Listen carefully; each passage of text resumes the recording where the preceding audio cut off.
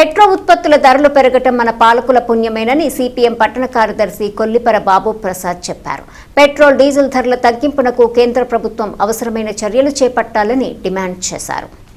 Petrol ఉత్పత్తుల ధరల పెరుగుదలకు నిరసనగా వామపక్షాల ఆధ్వర్యంలో మంగళవారం తెనాలి మున్సిపల్ కాంప్లెక్స్ వద్ద రాస్తారోకో నిర్వహించారు. బాబు ప్రసాద్ మాట్లాడుతూ ఇజ్రాయెల్ దేశం వెళ్లిన మన ప్రధాన ఆ దేశ అధ్యక్షుడిని కౌగిలించుకొని మన దేశానికి గాడ్ ఫాదర్ గా వర్ణించారని గుర్తు చేశారు.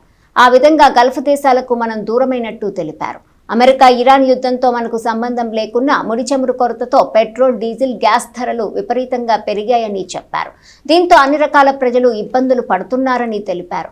అమెరికా ఒత్తిళ్లకు తలొగ్గకుండా చౌకగా ముడి చమురు అమ్మే దేశాల నుండి కొనుగోలు చేయాలని, అన్ని రకాల పన్నులను తగ్గించాలని, మన దేశ సామర్థ్యం పెంచుకోవాలని, ప్రభుత్వ రంగ సంస్థ జీసీ సామర్థ్యం పెంపుదల చేయాలని డిమాండ్ చేశారు. అంతేకాకుండా కేజీ బేసిన్లో మనకు రావాల్సిన వాటా గ్యాస్ రాబట్టేందుకు ప్రభుత్వంపై ఒత్తిడి తెచ్చే విధంగా రాస్తారోకో చేపట్టాలని 8 వామపక్ష పార్టీలు నిర్ణయించినట్టు తెలిపారు. అందులో భాగంగానే తెనాలిలో రాస్తారోకో చేపట్టినట్టు వివరించారు. సిపిఐ నాయకులు కనపర్తి బెన్హర్ మాట్లాడుతూ ప్రభుత్వం ప్రజలకు ఇచ్చిన హామీలను మరచి భారాలు వేస్తున్నదని చెప్పారు. మన దేశము అలీన విధానాలను విడనాడి అమెరికాతో అంటకాగుతున్న కారణంగానే ఈ సమస్యలు వచ్చాయని చెప్పారు. కుల నిర్మూలన సమితి నాయకులు కె కృష్ణ మాట్లాడుతూ ప్రభుత్వం పేదలపై వేస్తున్న భారాలకు వ్యతిరేకంగా వామపక్షాలు, ప్రజా సంఘాలు ఆందోళన చేపట్టడం సంతోషంగా ఉందన్నారు. పోరాటాలను ఉధృతం చేసినప్పుడే పాలకులు దిగివస్తారని చెప్పారు. కార్యక్రమంలో సిపిఐ నాయకులు బొల్లిమంత కృష్ణ, గోపి, సిపిఎం నాయకులు షేక్ హుసేన్ వలీ, ఎస్ సుబ్రహ్మణ్యం, పి రాజశేఖర్, ఈశ్వర్, ప్రజా సంఘాల నాయకులు షేక్ అహ్మద్ హుస్సేన్, మాగంటి ఎలమందయ్య, ఉమామహేశ్వరరావు, శెట్టి ఏసోబు, బాలకోటేశ్వరరావు, జి వెంకట సుబ్బయ్య, కె శ్రీనివాసరావు తదితరులు పాల్గొన్నారు. ఇజ్రాయెల్కి మద్దతు ఇస్తూ అమెరికా రంగంలోకి తిరిగింది.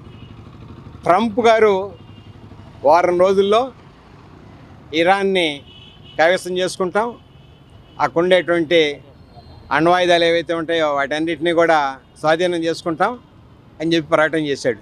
కానీ వాడు 100వ రోజు ఖమేనీని చంపేసాం, అయిపోయింది అని చెప్పేసి అమెరికా అనుకుంది. కానీ అమెరికా చర్యని, ఇజ్రాయెల్ చర్యని భారతదేశం ఖండించాల. ఆ తర్వాత ఇరాను స్ట్రైట్ ఆఫ్ హార్మోజ్ సంధి ఏదైతే ఉందో ఆ సంధి ద్వారా, అంటే జలసంధి ద్వారా ప్రయాణించేటువంటి ఓడలన్నింటినీ ఆపిపారేశారు. మా అనుమతి లేకుండా ఎవరైనా ముందుకెళ్తే పీల్చి పారేస్తామని చెప్పేసి హెచ్చరిక కూడా చేయటం వలన అక్కడే ఉండిపోయినాయి. నిన్న వార్తలు వస్తున్నాయి, భారతదేశానికి సంబంధించిన 10 పైన షిప్పుల్ని నిప్పు పెట్టారని చెప్పేసి. ఎవరు పెట్టారో ఏంటో ఇంకా సమాచారం, పూర్తి సమాచారం బయటికి రావాల్సిన అవసరం ఉంది.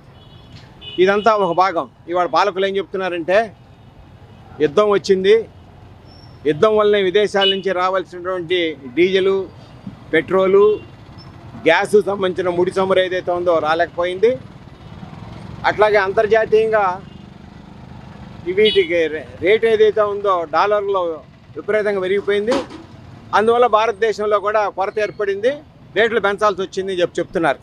ఈ అన్ని రకాల డీజిల్ ఛార్జీలని పాత రేట్లు ఏవైతే ఉన్నాయో అదే రేట్లకు ఇవ్వాలా.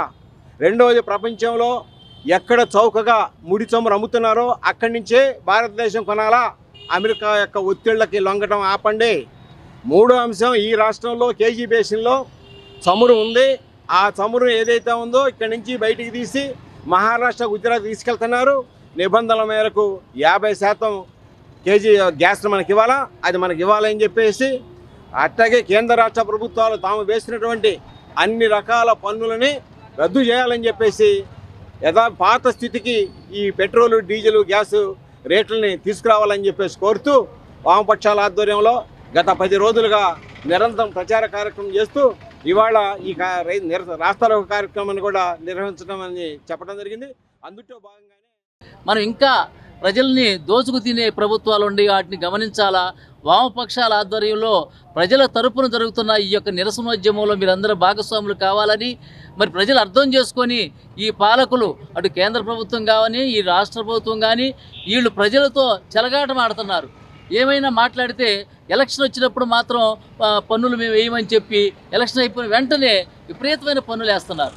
గ్యాస్కి అయితే ప్రతిరోజు పెంచుతున్నారు. అలాగే పెట్రోలు, నిత్యావసర వస్తువులు ఈరోజు మరి పేద ప్రజలు బ్రతికే విధంగా లేదు.